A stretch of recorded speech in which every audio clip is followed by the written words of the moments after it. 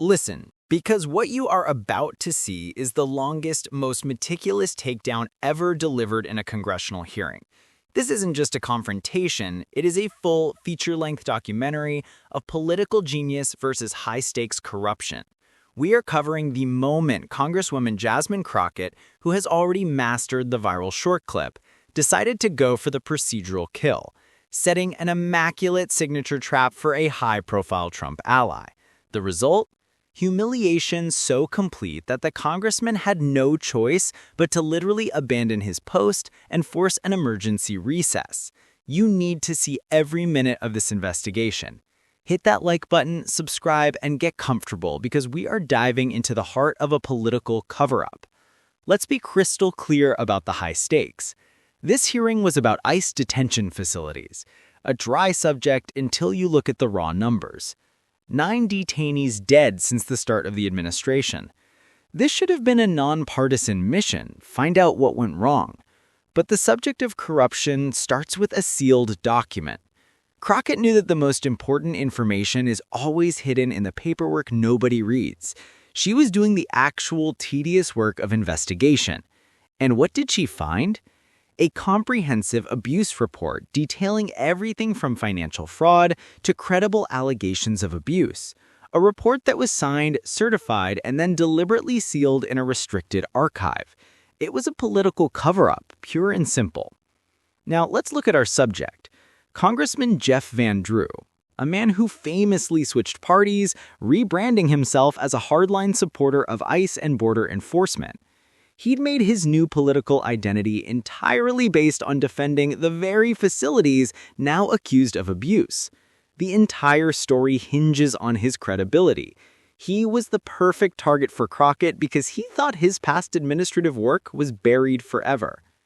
What is the most damning thing a politician can do?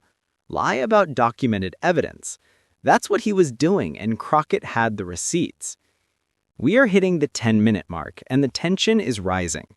Before we show you the moment Crockett first pulls out the report, I want to know, do you think members of Congress should be allowed to switch parties and completely change their stance on key issues without being confronted by their past record? Tell me your honest opinion in the comments right now. Your interaction helps the platform know this deep dive is valuable. The hearing starts normally.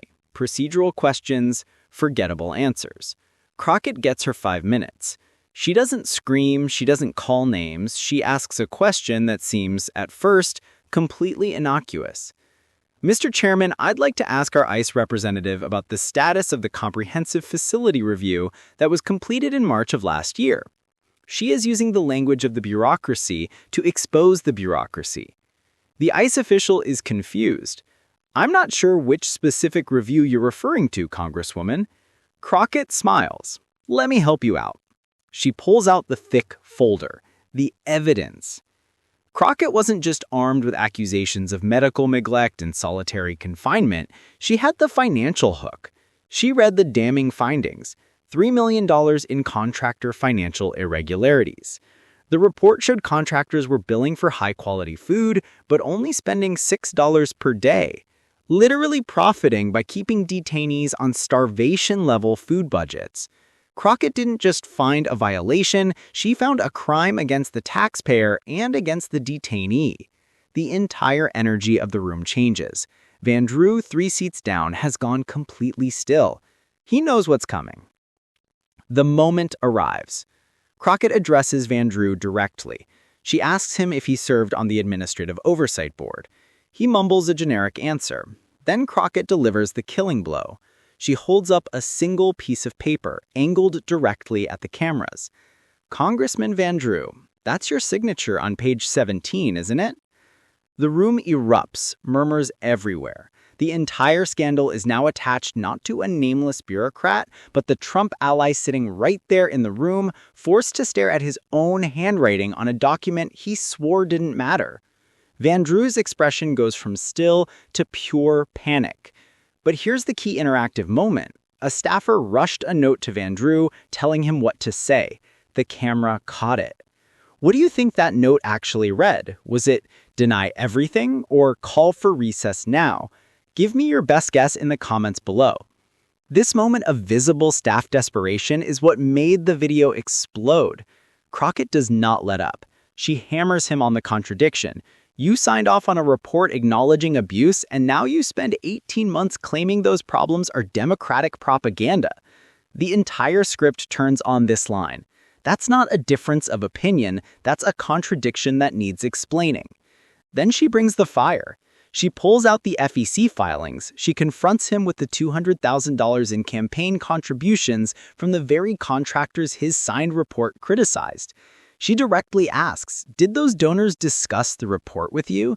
Did they suggest it be sealed?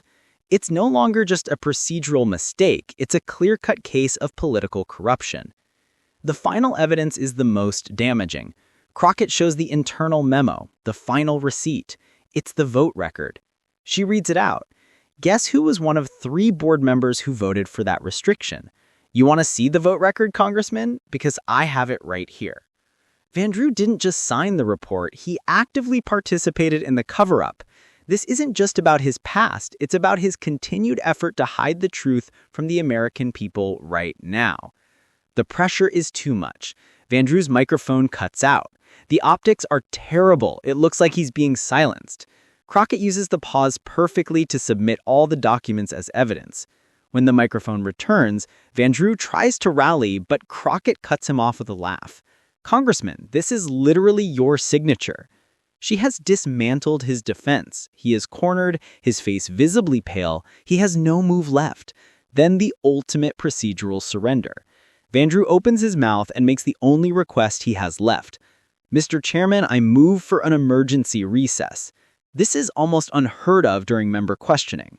It is the white flag of procedural surrender. Crockett immediately objects. The congressman called for transparency. I'm providing it.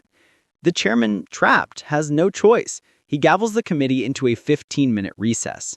The Trump ally literally runs from hearing.